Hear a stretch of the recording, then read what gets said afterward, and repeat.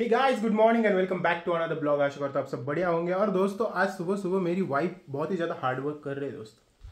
ये देखो, और वो भी मेरे टेबल के ऊपर, मेरे वर्क टेबल के ऊपर वो इस्त्री कर रहे हैं दोस्त। मेरे वर्क टेबल की शक्तियों का गलत इस्तेमाल किया जा रहा है। मग तुम्ही दुपारी काम करीत असते ना, त्याच्यामुळेच तरी मी होत नाही का फॅन। तो पायल फटाफट इस्त्री कर रहे हैं दोस्तों। ये शर्ट काफ़ी मस्त है, ये मैंने ख़रीदा था मिंत्रा से। ठीक है, इसका लिंक मैं आपको दे दूंगा। रोड टेप का है, एकदम सस्ता, सुंदर और दिखने में एक नंबर शर्ट है दोस्त। ठीक है, तो आज जिन कपड़ों को इस्त्री करने की ड्यूटी है क्या पायल?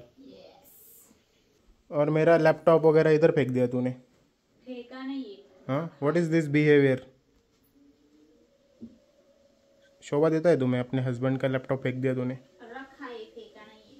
अपना बेड ठिकाने लगाता हूँ मैं। ठीक है, यहाँ पे काफ़ी भसड़ मची हुई है और पायल तब तक इस्त्री करेगी। ये देखो दोस्त, मस्त प्रेस कर दिया है। पायल को इसकी ना घड़ी नहीं करने आती थी, फोल्ड नहीं करना आता था, पर मैंने फोल्ड कर दिया। फिर दैट्स हाउ मैरिजेस वर्क। जो चीज़ पायल को नहीं आती वो मैं करता हूँ, और जो पायल को नहीं आती वो मैं करता हूँ। We complement each other.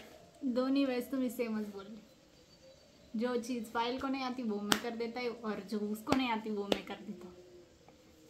क्या सही था फिर? जो चीज़ मुझे नहीं आती वो पायल करती है, जो पायल को नहीं आती है वो मैं करता हूँ। दैट्स हाउ वी से इट। मुझे आती है, बट आपने मुझे नई ट्रिक सिखाई। मुझे अलग से आती है। देखो मैंने ये की। तूने एक, हाँ ठीक है, अगली बार से वैसा फोल्ड कर। ठीक है भाई, मेरे माउस में ना एक सेलफोन डालना पड़ेगा। इसे क्या बकवास करता है यार। एक मेरे माउस में सेलफोन नहीं, एक सेल डालना पड़ेगा। ठीक है, इसका ना बैटरी डाउन हो चुका है। और ये लॉजिटेक का वायरलेस माउस है दोस्तों, बहुत ही बढ़िया है। आप ले सकते हो, अगर जो कंप्यूटर पे ज़्यादा बैठते हैं ना, बहुत ही बढ़िया है।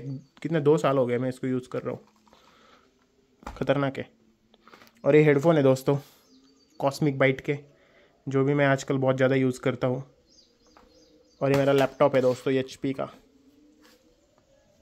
गाइस, मेरे माउस की बैटरी ख़त्म हो चुकी है, इसलिए वो चल नहीं रहा है। ठीक है, मैं इसको ऐसे घुमा रहा हूँ, पर ये चल ही नहीं रहा है।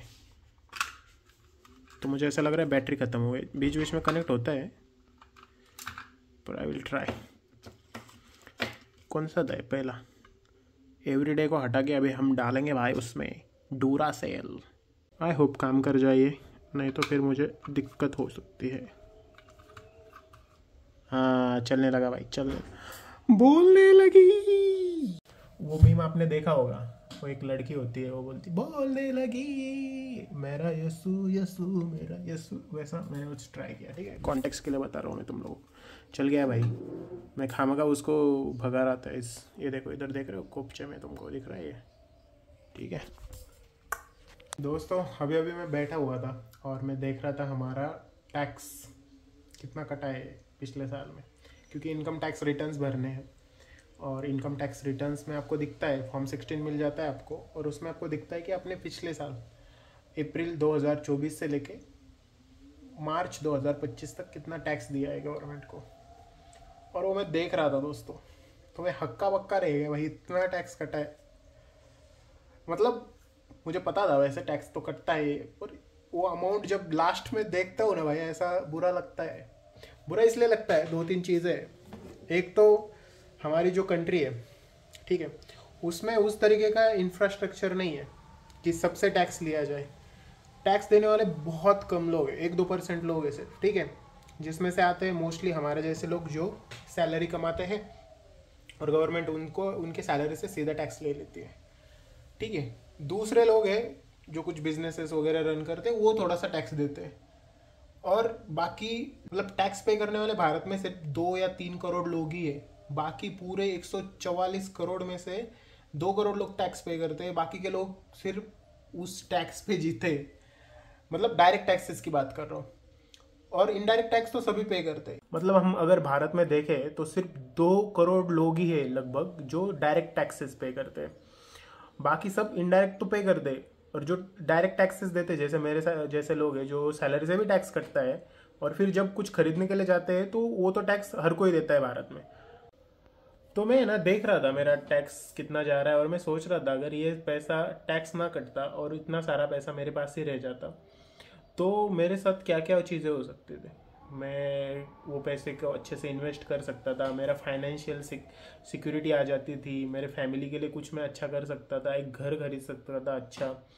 तो इतना सारा पैसा टैक्स में चला जाता है दोस्त। तो मुझे कहीं ना कहीं ऐसा लगा कि यार मतलब सरकार ने ऐसा करना चाहिए था कि जो लोग फर्स्ट टाइम जॉब कर रहे हैं या फिर जो फर्स्ट टाइम वेल्थ क्रिएट कर रहे हैं उनको थोड़ा कंसेशन देना चाहिए था, ठीक है। और मान लो आपके पास बहुत पैसा है तो फिर आप उसको थोड़ा ज़्यादा टैक्स ले सकते हो। मान लो मेरे पास 50 करोड़ रुपए आ जाते तो मेरे से आप ज़्यादा टैक्स ले सकते हो, क्योंकि अब मेरी सारी ज़रूरतें मीट हो चुकी है। मुझे अभी मेरे इंश्योरेंस के लिए देखना नहीं पड़ेगा, मुझे कोई अगर फैमिली में बीमार हो तो उसके लिए ज़्यादा सोचना नहीं पड़ेगा, मेरा घर होगा, मेरे पास गाड़ी होगी, सब सही सलामत होगा। और इतने पैसों में तो समझो मेरा सब कुछ हो जाए। 50 करोड़ भी बहुत बोल दिया मैंने। मान लो आपके पास 10-12 करोड़ भी रुपए भी आ जाते हैं इंडिया में, अगर अच्छे से आप जीते हो तो आप बहुत अच्छी लाइफ जी सकते हो। और उसके बाद लो ना भाई, आप जितना टैक्स लेना है उतना टैक्स ले लो, भर भर के टैक्स ले लो। पर तब तक के लिए भाई गवर्नमेंट बहुत ज़्यादा टैक्स निचोड़ती रहती है और उसके बदले में कुछ मिलता भी नहीं ज़्यादा चीज़ें। मतलब कुछ अच्छी चीज़ें ज़रूर होती है, जैसे डिफेंस में हमारा पैसा लगता है, जैसे अभी वो हमारा भारत पाकिस्तान का हुआ तो उसमें टैक्स जाता है तो अच्छा ही लगता है, मतलब इतना बुरा नहीं लगता है। फिर जो अंडर प्रिविलेज लोग होते हैं उनके लिए कुछ स्कीम्स निकालता है गवर्नमेंट, तो उसमें थोड़ा पैसा जाता है, अच्छा लगता है। पर मोस्ट ऑफ द चीज़ें, मतलब ये तो 5% चीज़ें हो गई जो टैक्स पेयर का मनी है, 5% 10% अच्छे चीज़ों में लगता है, बाकी तो सारा करप्शन ही है भाई, पूरा करप्शन है। तो मतलब वो चीज़ें बंद हो जाए, अगर करप्शन भी हटा दे तो भी टैक्स लिया ना तो अच्छा लगेगा। पर ये जब देखता हूँ ना भाई, पॉलिटिशियंस के घर बड़े बड़े, फिर उनको टैक्स भी नहीं, फिर उनके मतलब उनको पेंशन्स, उनको ज़िंदगी भर का खर्चा, उनको ये भत्ता। मैं तो कुछ दिन पहले देख रहा था, कोई तो पॉलिटिशियन है भाई, मतलब जो एमएलए वगैरह होते हैं उनको 1.5 लाख रुपए देता है गवर्नमेंट हर साल इंटरनेट बिल के लिए, इंटरनेट का अलाउंस। भाई 2,000 रुपये का रिचार्ज है साल का, क्या इंटरनेट यूज़ करते हैं लोग। फिर उनको पेंशन है, उनको धड़ाधड़ पेंशन है, मतलब वो एक बार एमएलए बना तो उसको जिंदगी भर पेंशन, उसका सारे जो एक्सपेंसेस है घूमना फिरना वो कवर। भाई मतलब ये पैसा आ कहाँ रहा है, कहाँ से रहा है सरकार के पास, ये हम जैसे लोगों से ही आ रहा है ना। और ये यूटिलाइज करते हैं फालतू की चीज़ों के लिए। अच्छी चीज़ों के लिए यूज़ करें तो कुछ कुछ नहीं लगता भाई। करप्शन नहीं करो, अच्छे से पैसे को यूज़ करो, देश की तरक्की करो, हर गांव में जाने के लिए रास्ता ठीक से हो, हॉस्पिटल्स ठीक से हो, स्कूल्स ठीक से हो, जो लोग गरीब है उनके लिए कुछ फैसिलिटीज़ लेके आए, शहरों में स्वच्छता हो, हमारी सड़कें, हमारे शहर ऑर्गेनाइज्ड हो। ये देख के तो मज़ा आएगा ना भाई, फिर तो मुझे कुछ बुरा नहीं लगेगा मेरा टैक्स चला गया। पर मैं जब देखता हूँ भाई मेरा जो टैक्स जाता है उसका इस्तेमाल ही सही से नहीं होता है, वो जाता है नेताओं के जेब में, करप्शन में, और जो नेताओं के जो जो पॉलिटिशियंस है उनके फैमिलीज को ग्रो करने में। मतलब मैं अकेले की बात नहीं कर रहा हूँ, मेरा तो इनकम, मेरा जो टैक्स आता है वो बहुत कम है, पर वो इतना भी कम नहीं है, उसमें एक आम फैमिली पूरे साल का एकदम अच्छे से रह सकती है, उतना टैक्स है। मतलब मेरा जितना टैक्स जाता है ना उतना टैक्स अगर मैं बचाऊँ ना तो मेरे बहुत सारी चीज़ें सॉल्व हो जाएगी।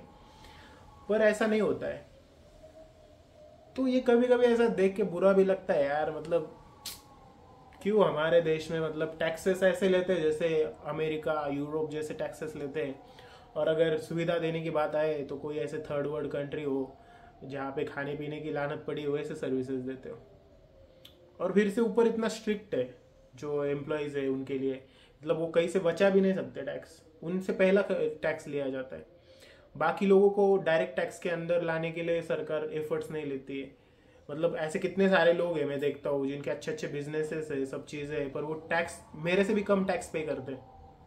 तो वो देख के भी बुरा लगता है यार। फिर मतलब ऐसा लगता है शोषण हो रहा है, हमारा एक वर्ग का शोषण हो रहा है, और हर साल यही होता है। और इस ऐसा ही चलता रहा ना तो जो मिडिल क्लास लोग हैं ना वो कभी रिच नहीं बन पाएंगे।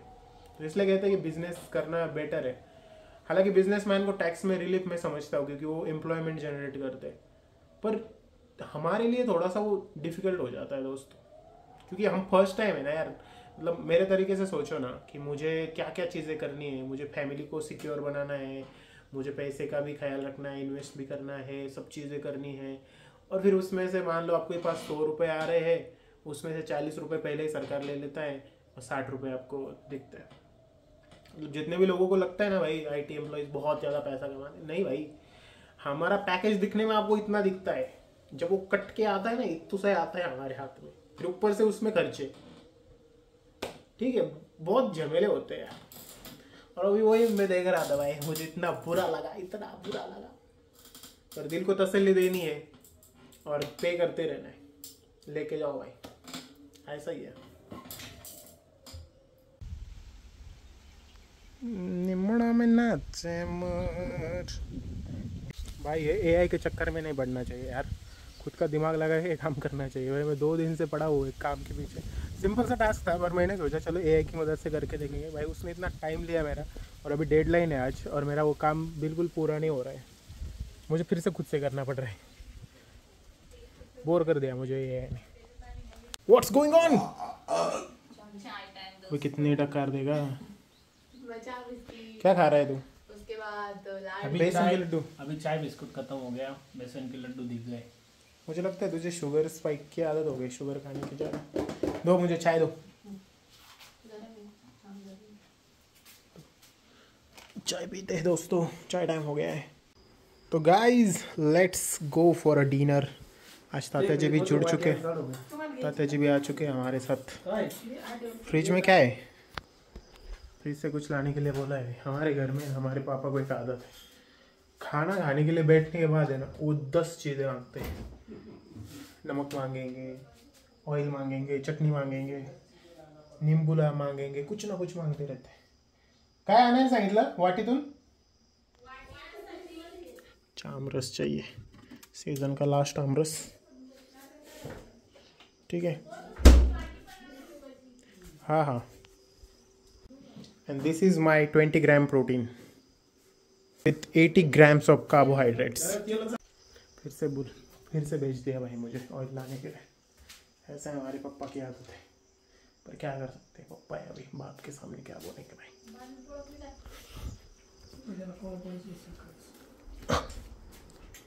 सब लोग मूवी देख रहे हैं हमारे घर में आज, शुभ मंगल सावधान नाम की movie.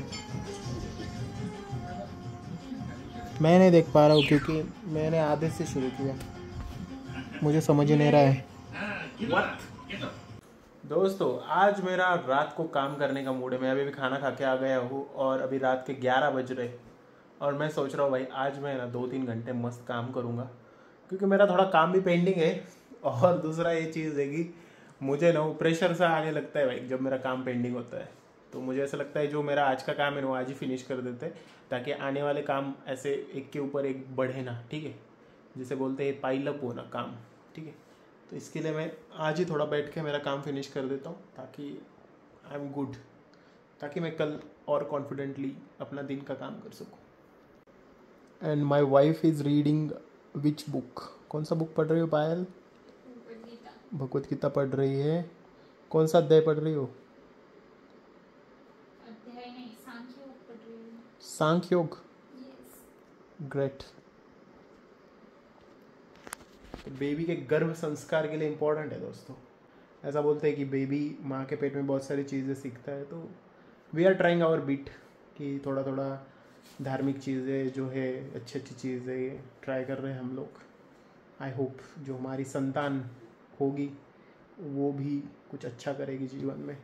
We can just hope, ठीक है। हमारे मम्मी पापा ने तो कुछ पढ़ा वढ़ा नहीं था हमारे टाइम पे, फिर भी हम अच्छा ही कर रहे हैं। तो आई होप हमारे बच्चे थोड़ा और अच्छा करेंगे। तब तक काम फिनिश करते हैं और मिलते हैं आपको अगली ब्लॉग में दोस्तों। बंद ही कर देते हैं ब्लॉग। तब तक के लिए लाइक करो, शेयर करो, सब्सक्राइब करो।